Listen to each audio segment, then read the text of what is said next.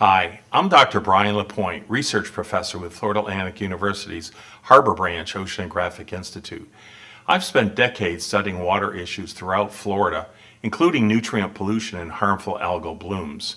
When it comes to securing Florida's future, few issues are as important as water. From the Florida Keys to the springs in North Florida, we find the issues are the same throughout the state. This project with the Florida Chamber of Commerce provides scientific insight as to how human activities are impacting Florida's water resources and why we must all work together to be part of the solution.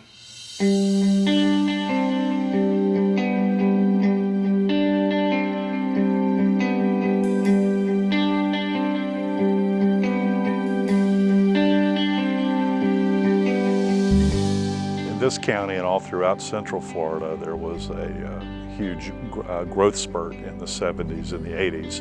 And by the mid-1980s, we were already beginning to see significant water quality declines throughout the lagoon. If you fast forward to where we are today with between 250,000 and 600,000 septic tanks up and down the Indian River Lagoon, you see that the issue has just exploded in recent years. Up and down the Indian River Lagoon Basin, you have an old network of agricultural canals that's slowly transforming to suburbia. And as that occurs, a lot of those new homes are sitting in this network of ag canals that form literally like a street grid of waterways which eventually discharge to the Indian River Lagoon. So in the Indian River, what we're seeing is a nutrient load problem. An overwhelming quantity of nutrients moving into the Indian River Lagoon, which has resulted in eutrophication, which has resulted, as a consequence of algae growth, and some of that algae has become toxic, both to people and animals. Now, the natural water tables here in Port St. Lucie are uniformly high, and as a result of that, septic systems are really not a good fit. Septic tanks are not designed to keep pollutants out of pristine water bodies like the Indian River Lagoon. The agencies need to identify the areas where septic tanks are causing pollution to the lagoon. We need to focus our efforts on conversion of those areas into advanced wastewater treatment. It's another problem of inadequate infrastructure that we've created. It was based on an ag economy, and we've changed it now to a suburban-urban economy up and down that whole basin, and it just can't take that load anymore without properly treating it in a more centralized system. You have to pay to have a clean Indian River. And that fact is just beginning to resonate. And again, it's changed. Why? And you have to have good science to explain the whys.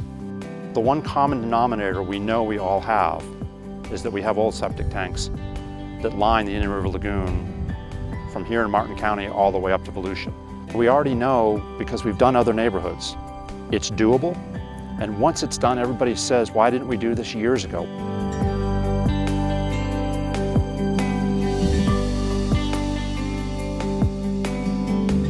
Here in the Florida Keys, we're not only an area of state critical concern, but we also touch important environmental boundaries. The Florida Keys National Marine Sanctuary, 3 other national parks, 5 state parks, 4 national wildlife refuges, and 3 aquatic preserves. When I first moved to the Keys in '78, and then of course I was coming down before that as a kid in the mid-'60s diving, the waters were blue, it's clear. There were a lot of healthy corals. Today the water's more of a green, and the corals are, what few are left, are in pretty sad shape. As the Keys became more popular and more people moved there, they installed septic systems that leached and leaked onto the reef.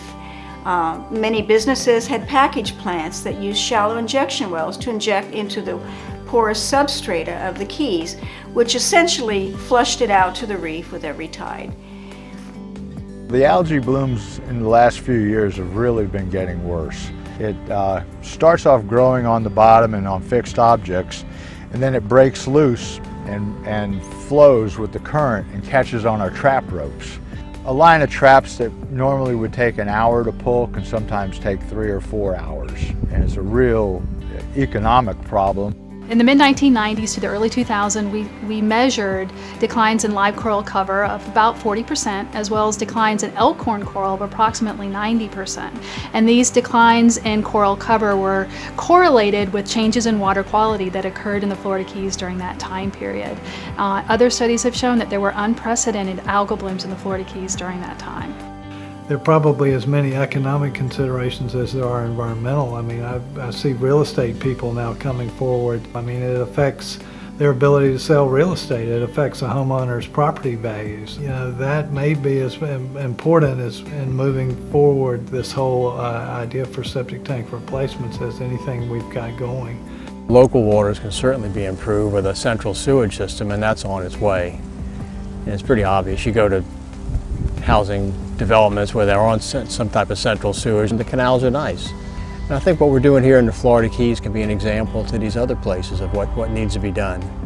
Marathon ended up being the focus of a pilot program to determine how well this centralized sewage system we were building was going to work. We began to see statistically definable water quality improvements, and secondarily, as you began to look at the near shore, up to 500 feet offshore from this canal system that was a part of our island here, you actually began to see improvements in the seagrass beds.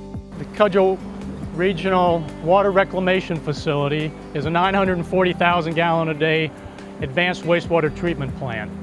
We're getting the nutrients down to at least 95% removal rate from the incoming flow.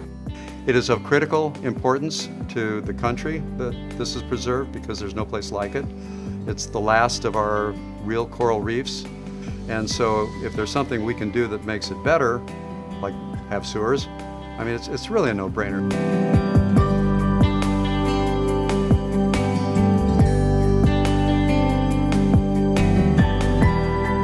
The entire coastal region of Sarasota County is really critical to the overall county. We're recognized with Siesta Key as the #1 beach in the country. Many of our visitors come here for a lot of different reasons, but a big part of that is access to the water. And so it's really critical to us when we think about why they come. Water quality is a big part of that. 1 in 5 jobs in the Tampa Bay watershed depend upon a clean, healthy bay, which is pretty incredible. And it's approaching about $4 billion a year in terms of the economy in the area. Tampa Bay, Sarasota Bay, and Charlotte Harbor are all part of the National Estuary Program system. There are 28 around the United States, 4 of them here in Florida, so we have more than any other state. One of the major triggers for the citizen outcry that happened in the late 1970s were the mats of macroalgae in Hillsborough Bay that were washing up along the shoreline. We strongly suspect that this fecal contamination is coming from leaking in failed septic systems not very far away from the public beach. And just think about that, how critical that is. If it continues to degrade, it will have a very negative effect on our local economy. Where septic tanks work and excel are where you have areas where there's low density, low groundwater table, and good draining soils. Sarasota County is blessed with none of those. So all those loads that are coming from every toilet and drain within the watershed are basically getting into streams and creeks via groundwater out into our bays. Here in Sarasota County, I think we've been fortunate because of sound science a number of years ago identifying water quality as a priority. And so our Board of County Commissioners have made sure that that's included in our comprehensive plan language, as well as our annual and 5-year plans for our capital improvement programs. And a big part of that was looking at what do we do with septic tanks and how do we improve our current conditions here. Due to the consolidation of the wastewater treatment plants and the septic to sewer program that was implemented in Sarasota County. We've had consistent improving water quality trends throughout the bay and improving seagrass coverage. Citizens now are actively looking forward to the areas coming online with central sewer. Most of the most vocal voices who opposed the program early on are now very happy customers within the system, and most citizens are happy now that they see this program coming forward. Helping the environment is not, in opposition to helping the economy. and that's such an important message, and one I think that Tampa Bay has been fortunate to see.